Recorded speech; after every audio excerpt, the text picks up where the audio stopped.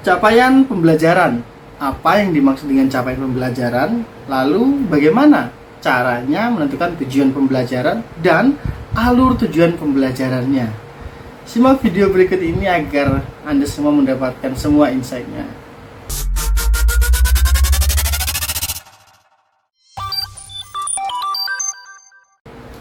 Baik, sebelum kita membahas lebih lanjut tentang CP, TP, dan ATP atau capaian pembelajaran, tujuan pembelajaran, dan alur tujuan pembelajaran, kita mundur sebentar.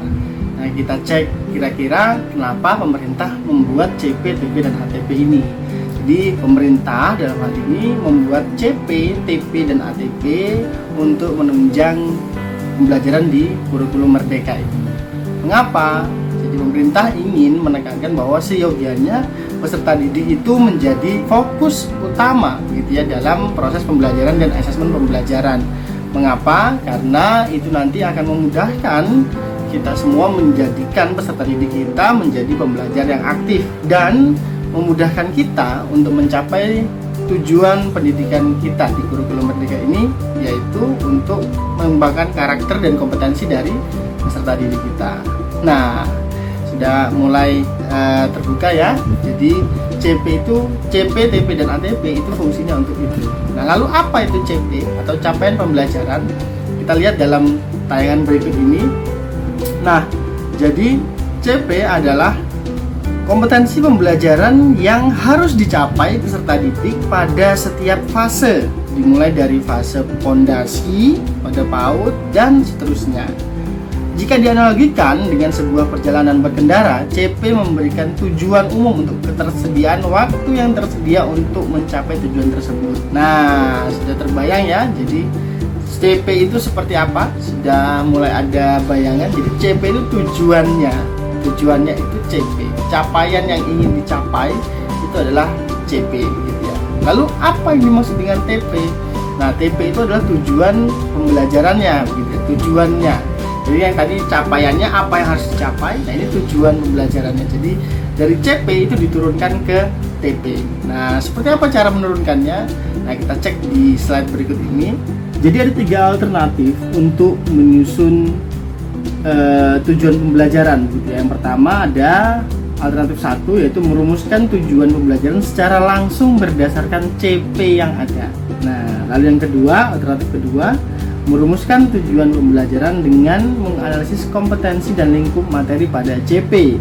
Nah, untuk yang ketiga, alternatif ketiga, merumuskan tujuan pembelajaran lintas elemen CP. Nah, atau elemen capaian pembelajaran. Ada 3 alternatif yang bisa Bapak Ibu semua pilih, rekan-rekan semua pilih begitu ya, yang mana yang kira-kira sesuai dengan keadaan atau sekolah Bapak Ibu semua, kelas Bapak Ibu semua gitu ya. Saya memiliki beberapa contoh sebenarnya ya terkait dengan CP dan TP-nya ini. Ya, nanti mungkin kita jelaskan di bawah, tapi sebelum itu Bapak Ibu semua harus tahu nih, apa sih sebenarnya tujuan pemerintah atau apa sih sebenarnya keunggulan dari CP, TP, dan ATP ini.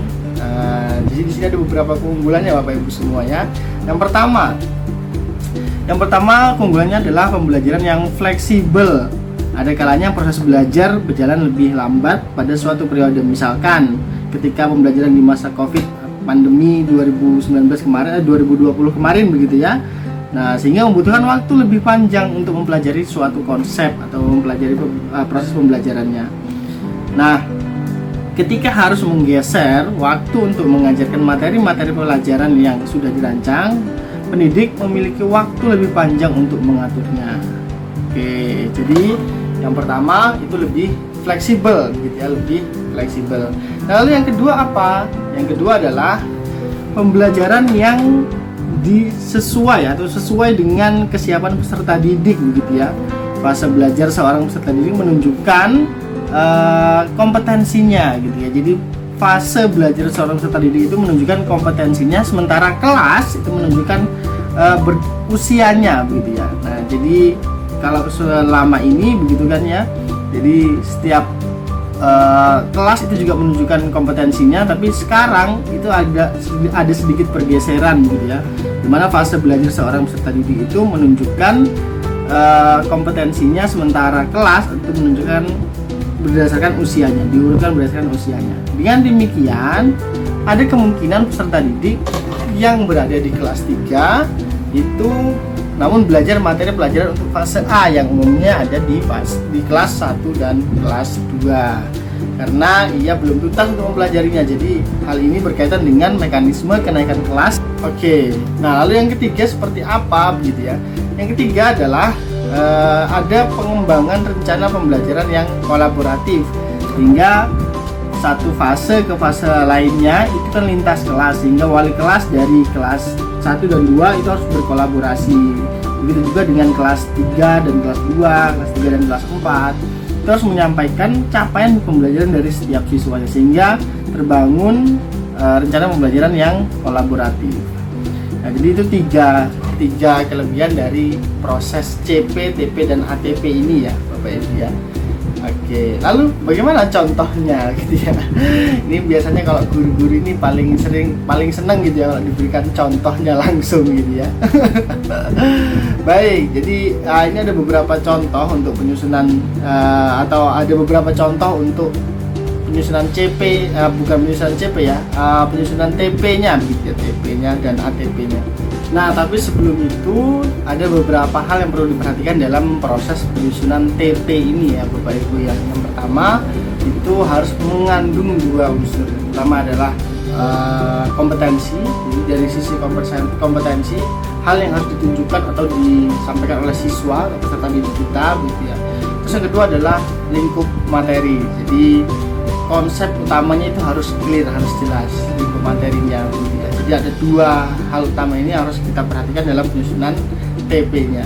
Lalu untuk memudahkan kita juga bisa menggunakan beberapa pilihan taksonomi gitu ya. Taksonomi yang sudah tersedia. Di antaranya ada taksonomi Bloom gitu ya. Nah, terus ini juga ada beberapa pengembangan dari taksonomi Bloom gitu ya.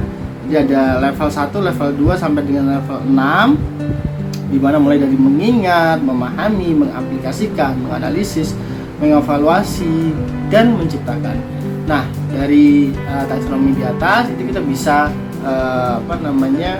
mempelajari begitu ya, atau memudahkan kita dalam penyusunan TP. Tapi ada pilihan lain begitu ya, ada pilihan lain untuk membuat TP begitu. Tidak hanya dengan satu taksonomi itu saja begitu ya, ada pilihan lain. Nah, ini salah satunya adalah yang kita rujuk pada teori yang dikembangkan oleh Tighe dan Wiggins ya.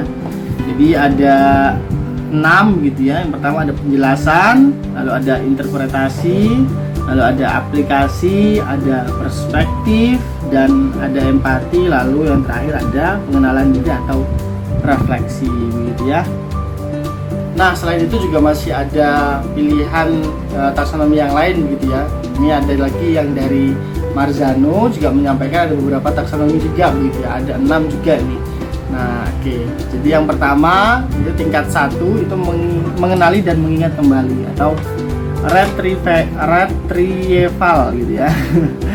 Oke, terus yang kedua ada tingkat pemahaman, yang ketiga ada analisis, yang keempat ada pemanfaatan pengetahuan, yang kelima ada metakognisi, yang keenam ada sistem diri gitu ya. Nah, jadi ada 6 ini untuk taksonomi yang dikemukakan oleh Marzano gitu ya, sehingga kita bisa melihat langsung dari 6 ini, dari 3 opsi yang tadi yang saya sampaikan.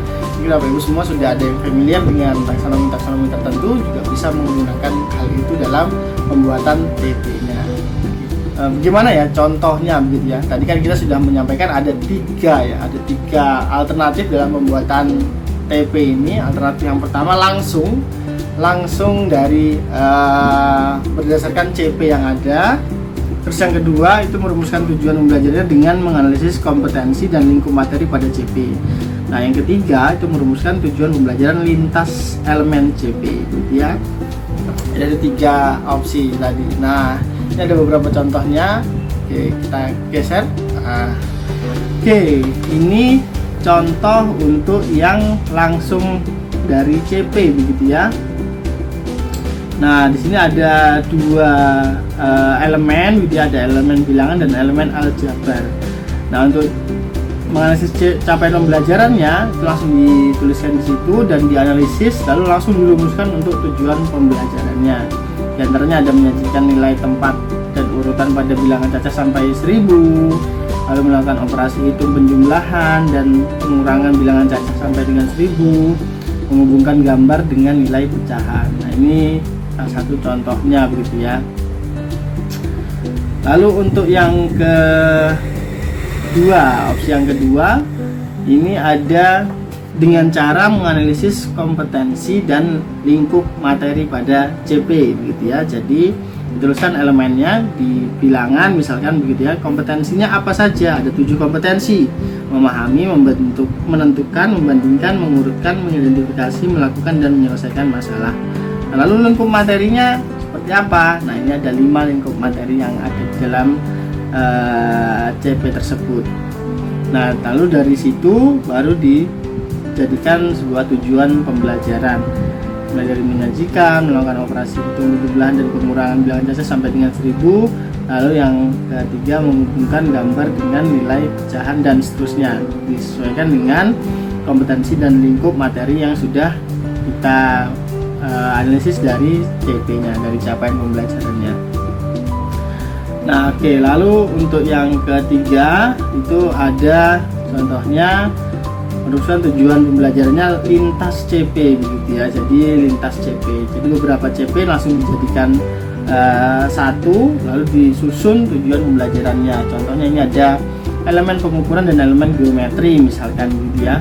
Nah, ini menentukan hubungan antar satuan baku, menjelaskan cara mengukur panjang benda menggunakan satuan baku dan seterusnya.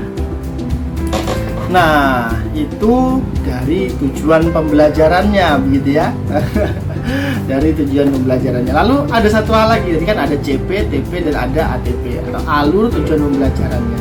Kita sudah bahas tentang CP, sudah bahas tentang TP. Nah, yang terakhir ini ada ATP atau alur tujuan pembelajarannya. Gimana caranya? Jadi alur tujuan pembelajaran ini adalah timeline yang kita susun gitu ya. Yang mana dulu nih yang mau kita berikan kepada peserta didik kita dalam fase A misalkan ya, dari kelas 1 dan kelas 2 itu seperti apa urutannya begitu ya. Sehingga peserta didik kita bisa menjadi peserta didik yang aktif, bisa menjadi peserta didik yang kolaboratif, sehingga bisa mendekatkan kita untuk mencapai tujuan pendidikan yang tadi saya sampaikan, yaitu berkarakter dan bisa berkompetensi gitu ya, berkompetensi yang baik. Oke, nah gimana, sudah mulai ada bayangan atau malah tambah pusing gitu ya?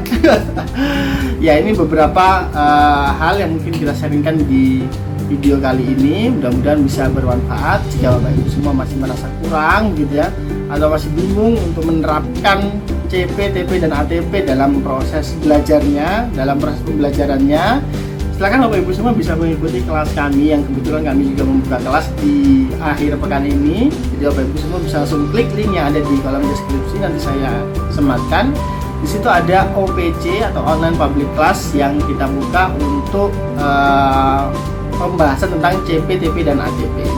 Jadi Bapak Ibu semua langsung bisa klik di sana dan mengikuti kelas kami sehingga langsung bisa membedah tuntas semuanya dan sampai bisa membuat CP, bukan membuat CP ya, menganalisis CP lalu membuat TP dan ATP-nya. Kami pastikan karena waktunya cukup panjang selama 2 hari, Bapak Ibu semua nanti bisa memiliki skill untuk membuat TP dan ATP dari CP yang sudah ada ditentukan oleh pemerintah gitu ya. Nah, mungkin itu yang bisa kami sampaikan. Jika Bapak Ibu semua menyukai konten-konten seperti ini, Bapak Ibu semua bisa meninggalkan like dan meninggalkan komentar yang positif gitu, komentar yang membangun, atau ada yang mau ditanyakan belum jelas juga bisa dituliskan di kolom komentar.